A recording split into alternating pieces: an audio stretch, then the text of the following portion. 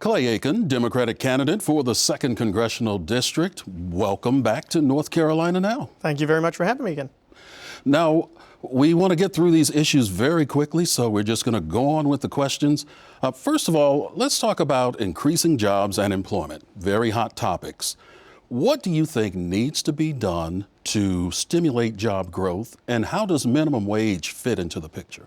I think making sure that companies aren't overburdened.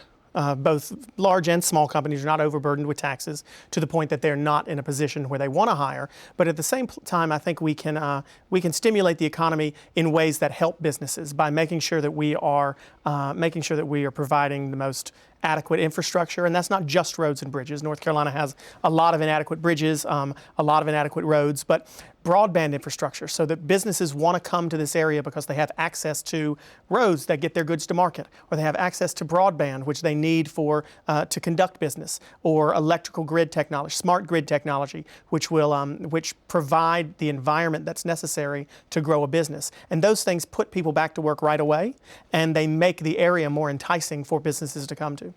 Let's talk education, because another situation involves teachers, being sure that we have teachers in order for recruitment as well as retainment. What do you think needs to be done in order to make sure that this takes place in North Carolina? You know, North Carolina always had this great program called Teaching Fellows, where we encouraged high school seniors to become teachers. And when we did, when they chose to do that, if they taught in a school in North Carolina for 4 years, we'd cover their college education from a public school. The General Assembly did away with that. And I'd like to see something like that come back on a national level, where we entice people to become teachers. We pay for their school if they teach in a public school for a certain number of years. And I'd like to go a step further and say, listen, go back and teach where you came from, so that we're building up a base of teachers in Lee County and Harnett County and places where students normally leave to go to college in Raleigh or Durham or elsewhere, and then they stay there because we pay them better in those areas. I want to incentivize them to come back and teach in Chatham County and Randolph County and be better teachers because of that, because they can relate to their students more. You were talking about college and students attending college. Of course, some of them are coming out of college with heavy college debt. What do you see being done to perhaps trying to lower that debt? We have a person on our staff who took out 2 years of college loans, and as a result of not being able to find a job right afterwards, interest compounding on that while she had to wait to get a job, she has $110,000 worth of debt now from 2 years of college loans. And that's ridiculous. We've made college almost a requirement. We've made some sort of training post-high school a requirement to get a job nowadays in this country. It's just very difficult, if not impossible, to find a job otherwise. We can't be allowing the federal government to profit off of these students who are taking out federal loans at interest rates that are higher than a car loan or a home loan or any other kinds of loans. It's time to reduce the interest rate on federal student loans to minimum. To make sure that these kids are not coming out of college with a mortgage on their shoulders. So I'm a big proponent of reducing interest rates to as low as absolutely possible for federal student loans. Looking at health care, what do you see needs to be done to ensure that all citizens have affordable health care? Well, I think we've made a good start with 8 million people coming into the system now. The first step, I think, needs to be that North Carolina's got to expand Medicaid. We have to make sure that these people who are falling in the gap are not lost forever and don't have no access to health care. But, you know, I think one way to make sure that happens is to ensure that the ACA right now is as viable as possible. And there are a lot of deficiencies in it. There are too many provisions right now that we don't even actually talk about as much as we need to, that are great parts of ACA that everyone, regardless of ideology, agrees with. We need to make sure that those provisions stay in place, but we need to fix some of these things that are overburdening small businesses. The employer mandate that is currently at 50 employees is going to go up to 100 employees in a few years.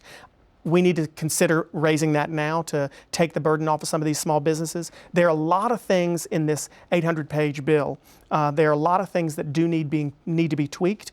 And if we could sit down at the table and actually work together to tweak them instead of constantly doing something that doesn't help people or doing nothing which doesn't help people, I think that's going to incentivize other states like North Carolina to expand Medicaid. Energy, because a lot of people are talking about renewable energy sources. Where do you see us finding renewable energy sources, and even where does the issue of fracking fit in? Well, I think fracking is something that's incredibly important in the 2nd District, especially because the shale deposits that North Carolina does have, and they're minimal at that, are in Lee County and Moore County and Harnett County and Chatham County. So it's completely within the 2nd District. And there are people in this district who, and I'm one of them, who are very apprehensive. You got to think about motivation a little bit here. It's one thing to not require gas and oil companies to tell you what they're pumping into your ground, but then to go so far as to say it's illegal to tell you what's being pumped into the ground. That's got to raise some red flags for some folks. And I think we got to be a lot more responsible and pull back, because at the end of the day, these gas companies and these oil companies are not subject to all the clean air and clean water standards that other companies are subject to.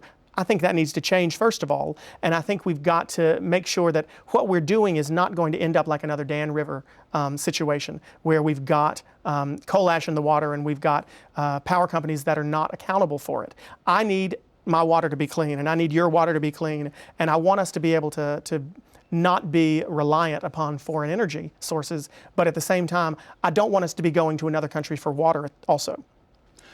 Agriculture. North Carolina is a big agriculture state. And of course, when it comes to seasonal harvesting, a lot of it is being done by undocumented immigrants. What would be your approach in immigration reform? Well, we've got to make sure that we've streamlined that worker visa, guest worker program, so that those businesses, those agricultural businesses, the farms that need that seasonal work have easier access to it and can access those workers. No immigration reform can take place unless we are spending resources to secure the border. At the end of the day, we've seen what happens when we provide pathways to citizenship, or amnesty as some people call it, as Reagan did in the 80s. We don't want to be 30 years later, 40 years later doing the same thing again. So the key component to immigration reform is going to have to be making sure we secure the border. And then those people who are here, who we're not going to, it's going to cost $185 billion to send everyone back to the country they came from. That's irresponsible. That is an irresponsible use of resources. Secure the border, and then make sure those folks who are here can come out of the shadows and can continue to pay into the economy through the sales taxes that they pay and the property taxes that they pay. And also let's be making sure that they're paying income taxes as well. North Carolina is a military state, a very strong military state. Your thoughts on the military's involvement, especially when it comes to overseas crisis? You know, I think there is a propensity sometimes to irresponsibly use our men and women in uniform almost like they're toy soldiers. And there are a lot of issues around the world which do need attention, but I don't think that we should be so quick and easy to send our men and women into harm's way.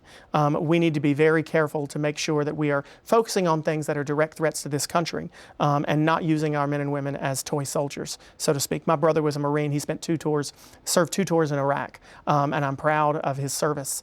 But I want to make sure that when our president and our Congress are making decisions, and our Department of Defense are making decisions to send our men and women into harm's way, that we're doing it because there's a direct threat to this country and not because we can. And of course, with our servicemen and servicewomen returning home, some of them have been injured due to war. What do you think needs to be done to help these servicemen and women get back into society? I could talk for half an hour on this one. This is something that I think that as the government has not done a good enough job at these people they're not serving well enough. Those men and women who are in the armed forces right now are served by the Department of Defense. They're told where to go, what to do, when to wake up, how to do everything. And then when they leave that active duty, they go into the care of the VA. But there's a big gap between the transition of care from the DOD into the VA, and we have not done a good enough job of making that transition secure for people. We have military men and women who come out and are not prepared to write a resume or to get a job.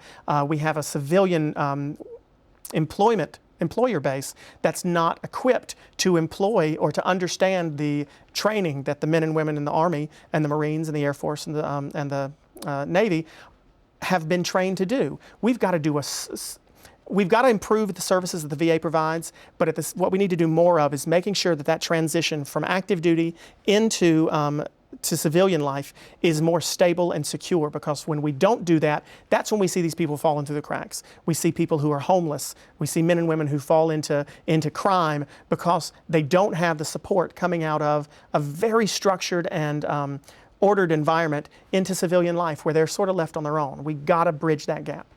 Clay Aiken, Democratic candidate for the 2nd Congressional District. Thank you for stopping by and sharing your insights with us. Thank you for having me.